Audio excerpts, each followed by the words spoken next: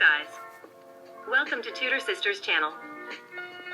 Please subscribe to our channel to help us grow. Today we are going to talk about the 4 levels of Great Scott Gadgets, written by Roald Dahl. We will be talking about the little comprehension part, interpretation, critical thinking, and finally the assimilation part. So let's begin with the little comprehension part. The salient thing we have learned is never to let our children sit near television set or not to install this silly device at all. In every house we go to, we found children staring at the screen until their eyes pop out. They continue to stare until they are entirely hypnotized and captivated by it. The television keeps them calm and we can do all our chores without any distractions, but are we aware of what it does to their mind? It rots their mind and makes them dull, uncreative, and unimaginative. They do not understand the fantasies. All they do is see because their thinking power is destroyed. We can still entertain them without this monster as we did in the past. We can keep them contented through reading. The children in the past read books about dragons, gypsies, queen and bells and whatnot.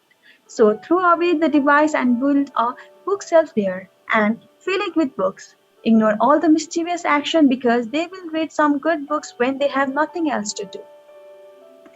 Now we will be talking about the interpretation part.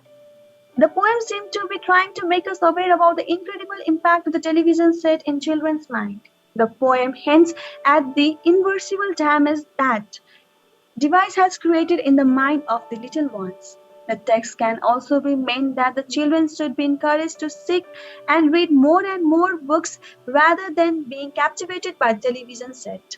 It also conveys the message that parents' indifference toward this issue has made the children dull, uncreative, and completely unimaginative. It further emphasized building a lovely bookshelf in the place of television so that children have something good to read that makes them inventive, original, and productive. Now we will be talking about the critical thinking part.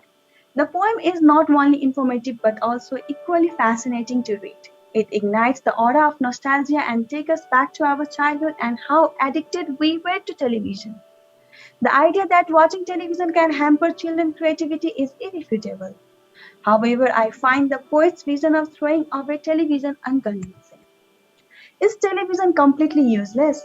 It also has different programs and shows that makes the children interactive, creative and also helps to cultivate good habits and moral in them.